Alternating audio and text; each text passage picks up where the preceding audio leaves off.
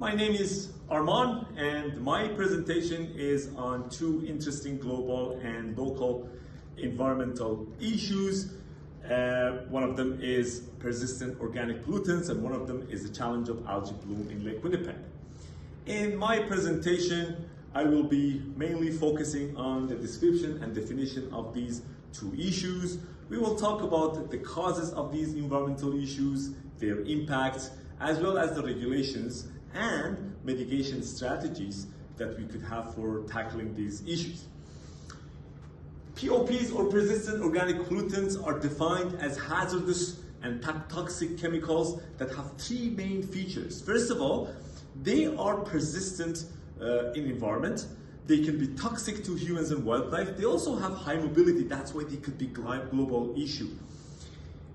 They could have environmental impacts by disrupting the ecosystems. They could also disrupt biodiversity by targeting the fertility in organisms. In humans, they can cause a bunch of diseases, including cancer, and specifically pregnant women and children are really vulnerable to POPs.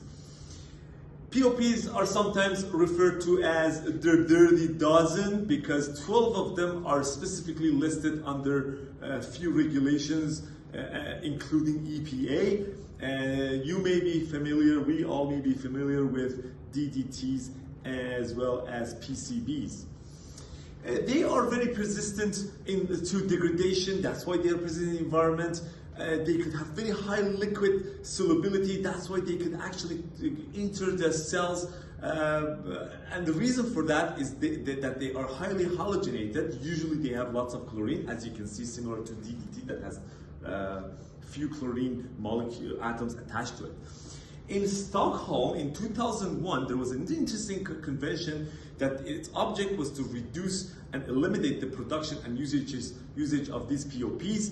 It was signed by 90 countries, and Canada also ratified it. Now let's shift our focus to the second topic, which is algae bloom in Lake Winnipeg. Algae bloom is resulted because of an excess discharge of nutrients, mainly phosphorus and nitrogen, into water resources. It can cause algae growth and eutrophication and could degrade water quality. As you can see, Lake Winnipeg is the target point, is the discharge point for a very large area. Basically, all the runoff from 4 provinces and 2 states get to the Lake Winnipeg. There are point sources, including cities and industrial waste, as well as non-point sources like agricultural farm that can actually contribute to phosphorus. The key role of phosphorus should be emphasized here because nitrogen can be fixed by air by microorganisms. That's why if we control phosphorus, we can actually control algae growth. That's why most of the regulations, including in Manitoba, they target phosphorus. Phosphorus could be found in dissolved form, mostly in the form of phosphates, or in particulate form. The impacts of phosphorus are well studied. They can actually increase biological activities. They can result in oxygen depletion. They can also threaten the fish population because of depletion of oxygen.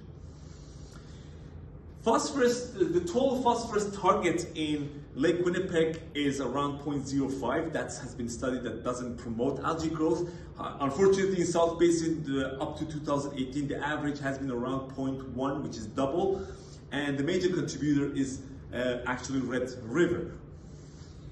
There are some challenges when it comes to control of phosphorus in Lake Winnipeg. First of all, there is no regulation for farms. It's challenging to contain the farm runoff. It's impossible almost. When it comes to point sources, technologies are complex, solutions are not feasible, and sometimes there's no technology. Also, we have international conflicts because Red River is mainly, some part of it is in the United States.